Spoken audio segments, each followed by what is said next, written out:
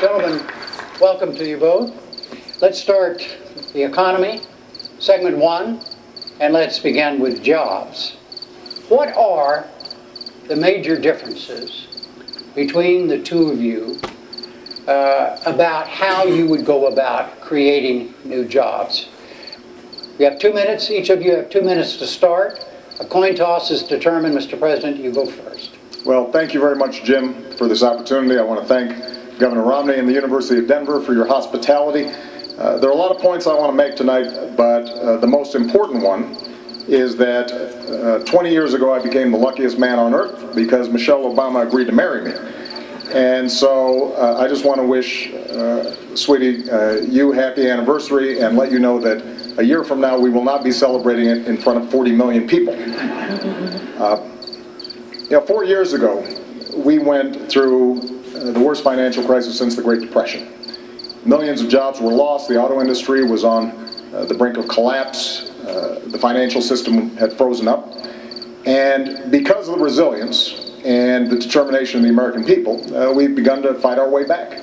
Over the last 30 months, we've seen 5 million jobs in the private sector created. The auto industry has come roaring back, and housing has begun to rise. But we all know that we've still got a lot of work to do. And so the question here tonight is not where we've been, but where we're going.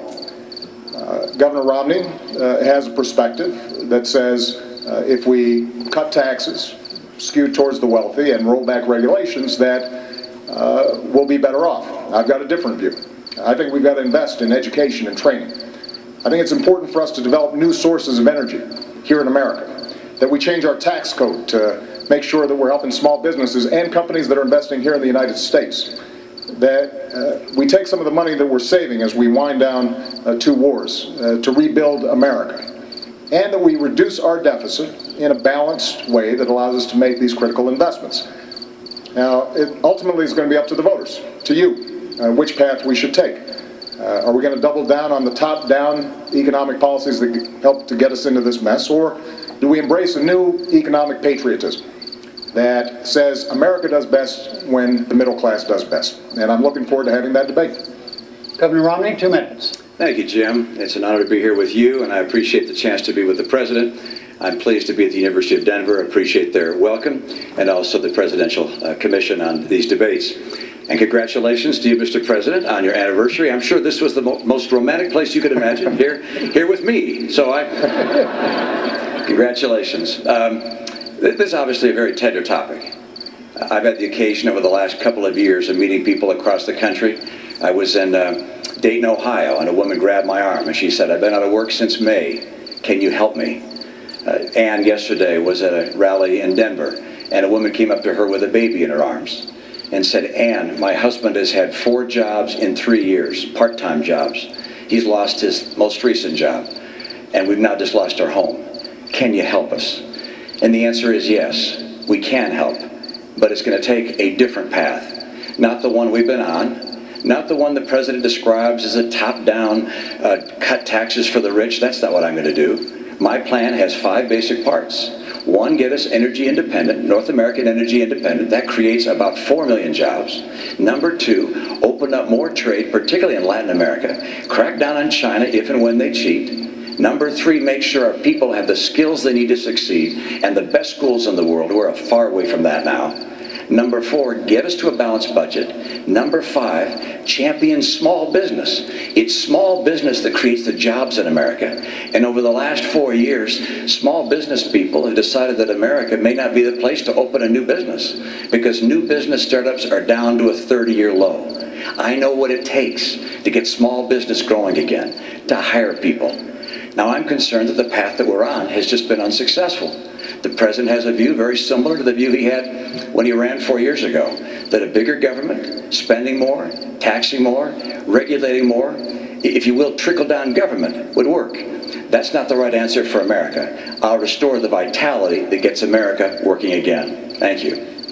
Mr. President, please respond directly to what the governor just said about trickle-down, his trickle-down approach, as he said yours is. Well, let me talk specifically about what I think we need to do. First, we've got to improve our education system. And we've made enormous progress drawing on ideas both from Democrats and Republicans that are already starting to show gains in some of the toughest to deal with schools. We've got a program called Race to the Top that has prompted reforms in 46 states around the country, raising standards, improving how we train teachers. So now I want to hire another 100,000 new math and science teachers and create 2 million more slots in our community colleges so that people can get trained for the jobs that are out there right now. And I want to make sure that we keep tuition low for our young people. When it comes to our tax code, Governor Romney and I both agree that our corporate tax rate is too high. So I want to lower it, particularly for manufacturing, taking it down to 25%. But I also want to close those loopholes that are giving incentives for companies that are shipping jobs overseas. I want to provide tax breaks for companies that are investing here in the United States. On energy, Governor Romney and I, we both agree that we've got to boost American energy production. And oil and natural gas production are higher than they've been in years. But I also believe that we've got to look at the energy sources of the future, like wind and solar and biofuels, and make those investments. So all of this is possible. Now, in order for us to do it, we do have to close our deficit, and one of the things I'm sure we'll be discussing tonight is how do we deal with our tax code? And how do we make sure that we are reducing spending in a responsible way, but also how do we have enough revenue to make those investments? And this is where there's a difference, because Governor Romney's central economic plan calls for a $5 trillion tax cut, on top of the extension of the Bush tax cuts, that's another $1 trillion, and $2 trillion in additional military spending that the military hasn't asked for. That's $8 trillion. How we pay for that, reduce the deficit, and make the investments that we need to make without dumping those costs on the middle-class Americans, I think, is one of the central questions of this campaign. Both of you have spoken about a lot of different things, and we're going to try to get through them in as specific a way as we possibly can. But first, Governor Romney, do you have a question that you'd like to ask the President directly about something he just said? Well, sure. I'd like to clear up the record and go through piece by piece. First of all, I don't have a $5 trillion tax cut. I don't have a tax cut of the scale that you're talking about. My view is that we ought to provide tax relief to people in the middle class. But I'm not going to reduce the share of taxes paid by high-income people. High-income people are doing just fine in this economy. They'll do fine whether you're president or I am. The people who are having a hard time right now are middle-income Americans. Under the president's policies, middle-income Americans have been buried. They're just being crushed.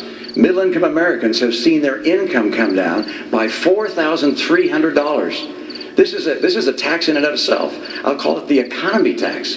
It's been crushing. At the same time, gasoline prices have doubled under the president. Electric rates are up. Food prices are up. Health care costs have gone up by $2,500 a family. Middle-income families are being crushed. And so the question is how to get them going again. And I've described it. It's energy and trade, the right kind of training programs, balancing our budget, and helping small business. Those are the cornerstones of my plan. But the president mentioned a couple of other ideas I'll just note. First, education. I agree. Education is key, particularly the future of our economy. But our training programs right now, we've got 47 of them housed in the federal government, reporting to 8 different agencies. The third area, energy. Energy is critical, and the president pointed out correctly that production of oil and gas in the U.S. is up, but not due to his policies, in spite of his policies. Mr. President, all of the increase in natural gas and oil has happened on private land, not on government land. On government land, your administration has cut the number of permits and licenses in half. If I'm president, I'll double them. And also get the oil from offshore in Alaska. And I'll bring that pipeline in from Canada. And by the way, I like coal. I'm going to make sure we can continue to burn clean coal. People in the coal industry feel like it's getting crushed by your policies. I want to get America and North America energy independent so we can create those jobs. And finally, with regards to that tax cut, look, I'm not looking to cut massive taxes and to reduce the revenues going to the government. My number one principle is there'll be no tax cut that adds to the deficit.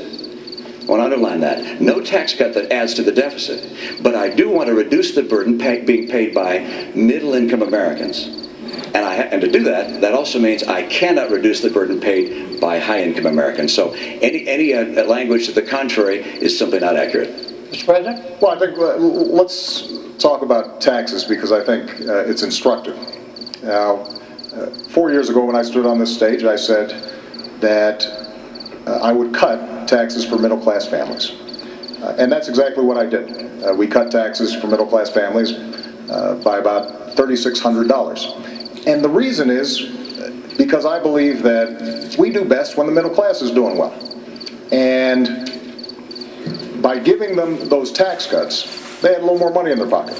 And so maybe they can buy a new car. They are certainly in a better position to weather the extraordinary recession that we went through. They can buy a computer for their kid who's going off to college, which means they're spending more money, businesses have more customers, businesses make more profits, and then hire more workers. Now, Governor Romney's proposal that he's been promoting for 18 months calls for a $5 trillion tax cut on top of $2 trillion of additional spending for our military.